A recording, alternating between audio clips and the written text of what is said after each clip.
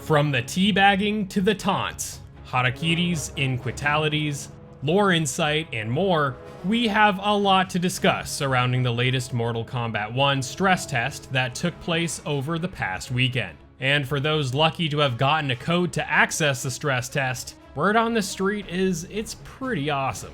With only a select few fighters available for the test and limited modes and features, this provided even more of a taste of what's to come, with the next event being the closed beta kicking off sometime in August. Just remember that you will need to have any of the game's editions pre-ordered to access the closed beta, and it is only for players on the PS5 and the Xbox Series X and S who will be able to participate. Click the link in the description if you'd like to enter my Mortal Kombat 1 Premium Edition giveaway for a chance to play the game 5 days before the game officially launches on September 14th.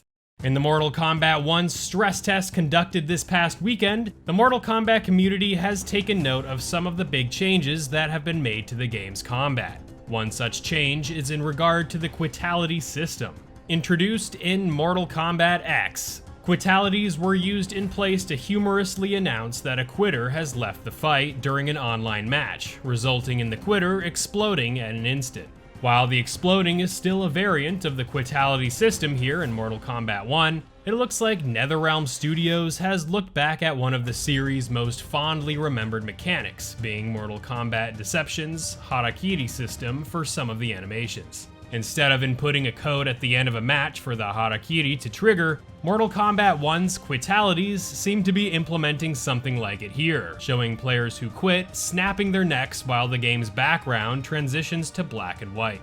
It is an awesome nod to Deception, a nearly 20-year-old game that is fondly remembered by the Mortal Kombat community. Perhaps there will be more versions of the Quitality during the game's closed beta in August, and maybe in the final release of the game in September. But regardless, it's nice to see one of the most adored Mortal Kombat games receive a nod in this way, even though it is just a Quitality. Speaking of Mortal Kombat Deception, there is an awesome dialogue exchange that can happen if one were to pit Liu Kang versus Liu Kang in a match. In this matchup, there is a possibility that players can hear this reference to the legendary boss character of Mortal Kombat Deception in this pre-match dialogue. Does Onaga exist in your timeline? Exist in it. He rules it. The Dragon King, as first mentioned in Deadly Alliance, then boss character and major antagonist of Mortal Kombat Deception, Onaga may be playing a bigger role here in Mortal Kombat 1. Well, that's just what the internet is hypothesizing for now, seeing as Mortal Kombat 1 is a reboot of the franchise, while presenting vast histories of characters and other timelines within its lore. Could this be just a nod to Onaga of the series past, or will Onaga show up here in this new Mortal Kombat story? I think this is just a fun nod back to this legendary character, but I want to know from you all in the comments what you think about this mention of Onaga. But man, how cool would it be if Onaga were present here in Mortal Kombat 1? In case you thought that was all the Easter eggs we got out of this stress test, well, we've got even more.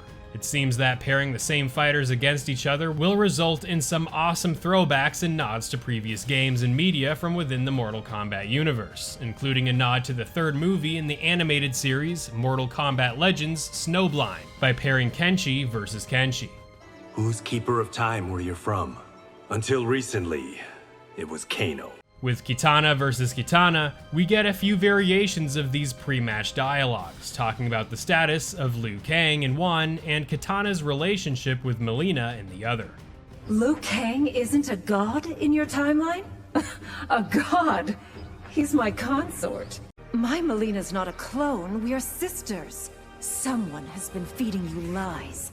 These interactions are awesome, and man, it just gets me even more pumped up for this game's story mode, with it being a reboot and all, while containing the history and stories of the various timelines we've come to know over the course of this franchise. With that said, I'd like to know from you all in the comments what you are most excited about in regards to Mortal Kombat 1's story mode.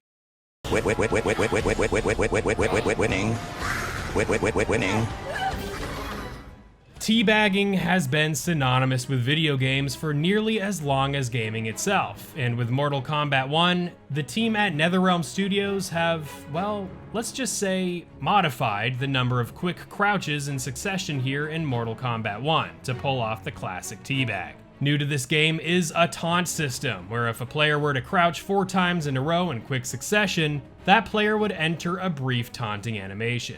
Each character has a few different taunts that can occur and is likely to prevent players from doing any traditional sort of teabagging that is especially popular during online play in the previous Mortal Kombat games. While the teabagging may be prevented while standing in place, there is a workaround that requires the player to move briefly between each of the bag drops. So yeah, you can still teabag to your heart's content here, but just not at a standstill. Teabagging has been one of the biggest trolling behaviors in gaming, and I'm just curious about what you all think about the removal of standstill teabagging here in Mortal Kombat 1, and the new taunt feature added in its stead.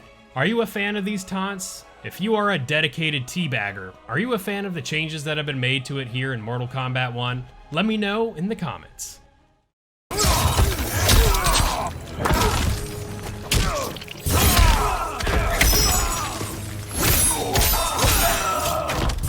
For as exciting and revealing as the stress test has been, there is some rather unsettling and crazy news regarding the lengths people would go to for money and for those wanting to play this brief 3-day test period.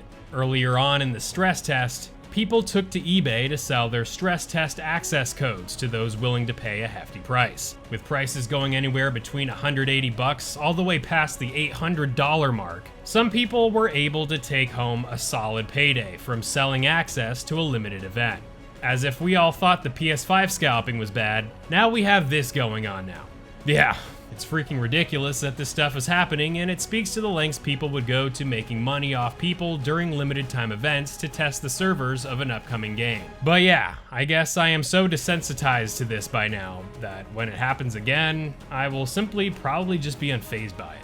For those wondering when the next time to play the game will be, all we know is that the closed beta will be happening sometime in August, with some speculating that we may get the beta access around August 4th, being the date for the popular fighting game tournament event, EVO 2023. While Mortal Kombat hasn't made any big announcements at EVO before, I think it is certainly a possibility that we may learn more about the game during this event, as many fighting game franchises have made big announcements there. Regardless, only those pre-ordering any edition of Mortal Kombat 1 for the PS5 and Xbox Series X and S will be eligible to play in the closed beta coming up later this summer. As always, hit that link in the description to participate in my giveaway of the Mortal Kombat 1 Premium Edition, and watch this video here detailing all the new combat system features in Mortal Kombat 1 from the Summer Game Fest presentation. Thank you all for the awesome support, and I will be seeing you real soon in the next one. Peace.